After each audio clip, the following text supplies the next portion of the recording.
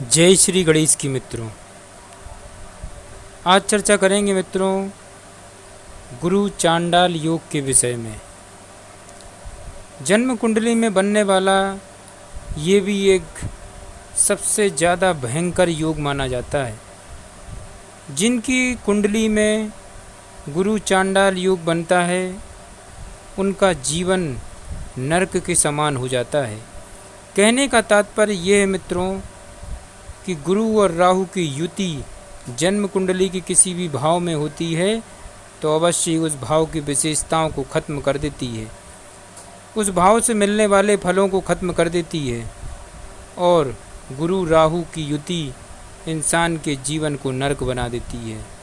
किसी भी काम में सफलताएं नहीं मिलती हैं।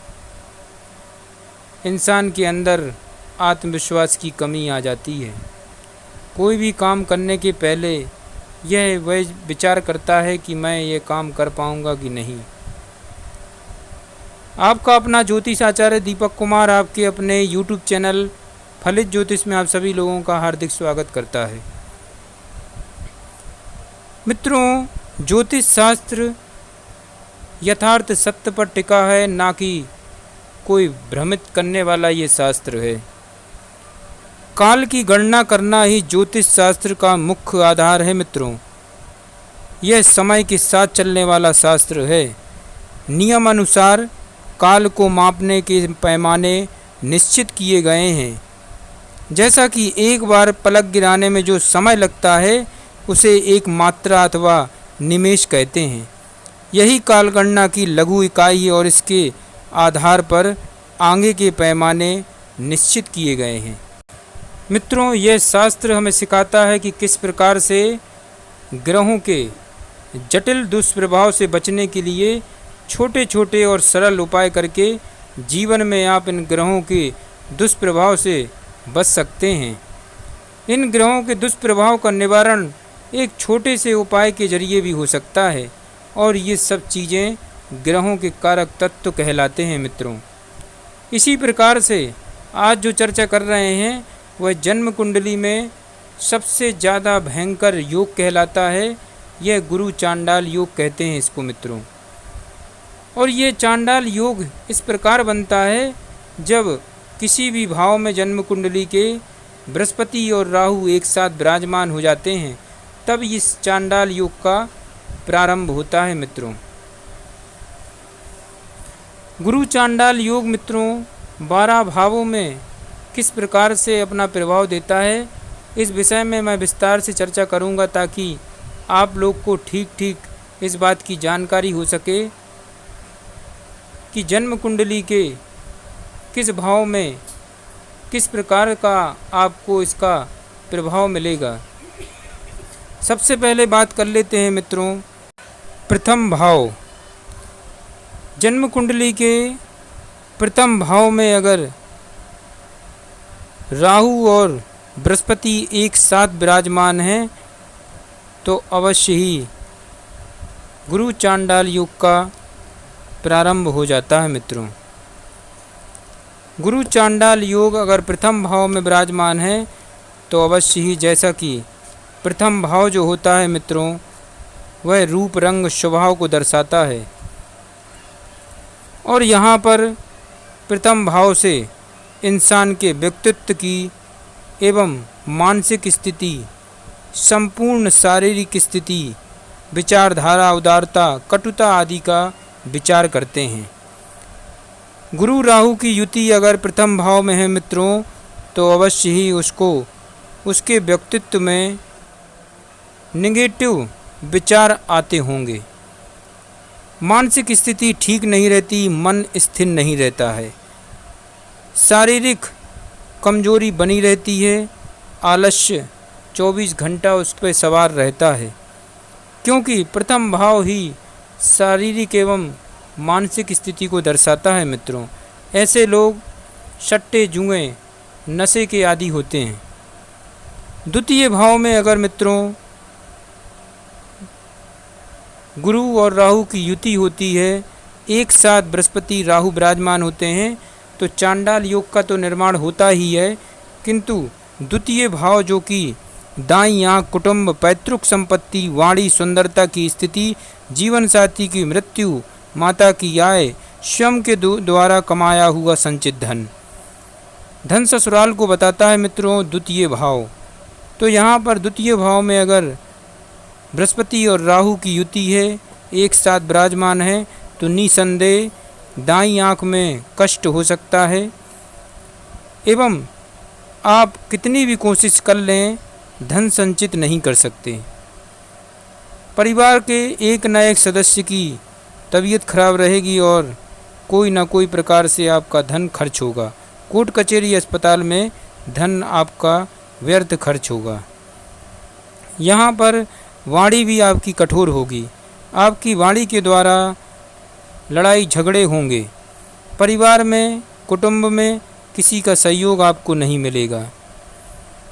अब बात कर लेते हैं मित्रों जन्म कुंडली के तीसरे भाव में अगर राहु और बृहस्पति विराजमान हैं तो आपको किस प्रकार से फल देंगे। तीसरे भाव में राहु बृहस्पति एक साथ विराजमान है तो अवश्य ही तीसरा भाव क्या बतलाता है।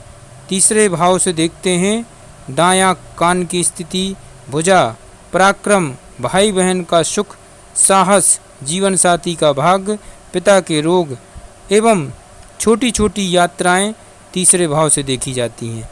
वैसे तो मित्रों तीसरा भाव साहस और पराक्रम का होता है और जब भी बृहस्पति और राहु यहाँ विराजमान हो जाते हैं तो इंसान के अंदर आत्मविश्वास की अत्यधिक कमी करते हैं। इंसान भयभीत रहता, डरपोक हो जाता है। तीसरे भाव में बृहस्पति राहु के विराजमान होने से इंसान की सोचने समझने की शक्ति खत्म हो जाती है। पड़ोसियों से झगड़ा होता है एवं यात्राओं के जरिए कोई भी लाभ नहीं होता है। व्यर्थ में भ्रमण होता है। अब बात करते हैं मित्रों जन्म कुंडली के चौथे भाव में, चतुर्थ भाव में अगर बृहस्पति राहु विराजमान है तो आपको किस प्रकार से फल देंगे। सबसे पहले चौथे भाव की क्या विशेषताएं होती हैं मित्रों, वह अवश्य आप लोग जान लीजिए। चौथा भाव जो होता है मित्रों, चतुर्थ भाव जन्म पत्रिका का बतलाता है सबसे पहले माता का सुख, वाहन का सुख, भूमि भवन वाहन का सुख बतलाता है मित्रों। यहाँ से देखते हैं गर्दन व सीने की स्थिति, मातृभूमि, भोग विलास के साधन, वाहन, सुख, जनता और उसका समर्थन, ससुर का सुख, नौकर चाकर तथा प्रमोद के सभी प्रकार के साधनों को केवल चतुर्थ भाव ही बतलाता है मित्रों चतुर्थ भाव का जो कारक ग्रह होता है वह चंद्रमा होता है मित्रों। और जब भी चतुर्थ भाव में बृहस्पति राहु विराजमान हो जाते हैं तो इंसान के मन को स्थिर नहीं होने देते हैं। उसको घर परिवार से कोई सुख नहीं मिलता है एवं माता के स्वास्थ्य भी एकाएक खराबी होती चली जाती है। यहाँ पर चतुर्थ भाव में जब भी बृहस्पति राहु विराजमान होते हैं तो एक तो चंडाल योग का निर्माण होता है, दूसरा इन दोनों ग्रहों की युति की वजह से माता का सुख नहीं मिलता है और मन में एक न एक विचार आते रहते हैं जो कि इंसान को अत्यधिक परेशान कर देते हैं। जगह जमीन से संबंधित लड़ाई झगड़े होते रहते हैं एवं हृदय संबंधी बीमारियां होती, हाई ब्लड प्रेशर, शुगर के मरीज हो जाते हैं ऐसे लोग। पाँचवें भाव में अगर बृहस्पति और राहु विराजमान होते हैं मित्रों तो जैसा कि पाँचवा भाव जन्म पत्रिका का पेट से संबंधित, पीठ से संबंधित एवं पेट पीठ का निचला हिस्सा बतलाता है, संतान का सुख बतलाता है, प्रेम संबंध बतलाता है, खेल कूद की स्थिति को बतलाता है। पाँचवा भाव अवश्य ही इंसान को जनता के धन का आगमन को बतलाता है। मित्रों पाँचवें भाव में जब भी बृहस्पति राहु विराजमान हो जाते हैं तो ऐसे लोगों को अधिकांश देखा जाता है कि ये अपनी मनमर्जी की शादी करते हैं। इनके कई प्रकार से प्रेम विवाह के योग बनते हैं। पेट से संबंधित, पीठ से संबंधित, किडनी लीवर से संबंधित इनको एक न एक बीमारी लगी रहती है और गंभीर रोग हो जाते हैं। संतान होने में समस्याएं होती हैं या तो संतान होती नहीं है, विलंब से होती है और होती भी है तो वह प्रायः बीमार रहती है। ये इसका प्रभाव होता है मित्रों। अब आप बात कर लेते हैं जन्म कुंडली के छठे भाव में अगर बृहस्पति और राहु विराजमान होते हैं तो अवश्य ही आपके लिए ये दाएं पैर में कोई ना कोई समस्या देते हैं। एवं छठा भाव रोग शत्रु का होता है, कर्ज का होता है। तो अवश्य ऐसे लोग 24 घंटे हमेशा कर्ज में डूबे रहते हैं या शत्रु इनके आसपास मंडराते रहते हैं, जो इनको गुप्त प्रकार से हानि पहुंचाते हैं। यहाँ पर छठा भाव मामा मौसी को भी बतलाता है, जो कि मामा मौसी से इनको कोई लाभ नहीं मिल पाता है। स्वयं मामा मौसी भी इनके हैरान परेशान जरूर रहते हैं। अब बात करते हैं सप्तम भाव की। सप्तम भाव में बृहस्पति राहु की युति अवश्य ही जीवन साथी एवं दाम्पत्य जीवन को दर्शाता है सप्तम भाव। और यहाँ पर बृहस्पति राहु जब विराजमान हो जाते हैं मित्रों, तो जीवन साथी का सुख नहीं मिलता है। दाम्पत्य जीवन में कलह कलेश मचा रहता है।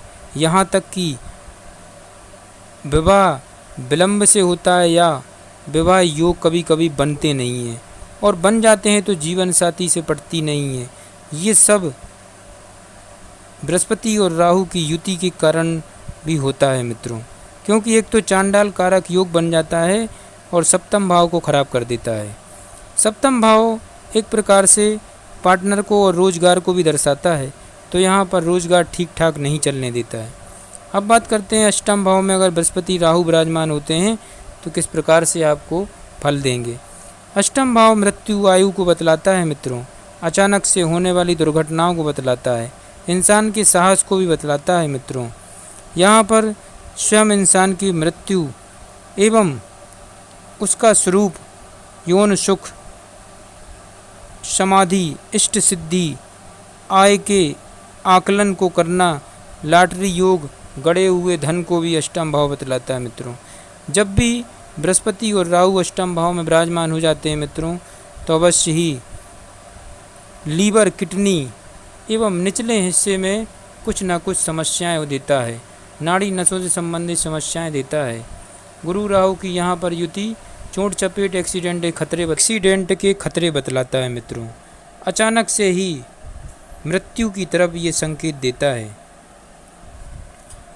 अब बात करते हैं मित्रों जन्म कुंडली के नवम भाव में बृहस्पति और राहु की युति है, एक साथ विराजमान है, तो अवश्य ही नवम भाव जन्म पत्रिका का भाग्य धर्म को बतलाता है, परलौकिक उपलब्धि को बतलाता, विदेश यात्रा को दर्शाता है, भाई के जीवन साथी का व्यक्तित्व बतलाता है, पेट पीठ का बायां निचले हिस्से को बतलाता है, उच्च शिक्षा को बतलाता है।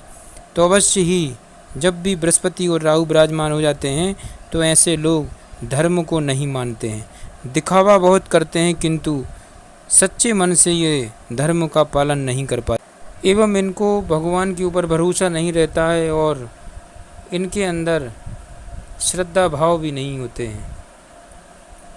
ये नास्तिक किस्म के लोग होते हैं। एवं नवम भाव में बृहस्पति और राहु की युति अवश्य ही व्यर्थ के भ्रमण करवाती है, पेट पीठ के बाएं निचले हिस्से में दिक्कत परेशानी पैदा करवाती है।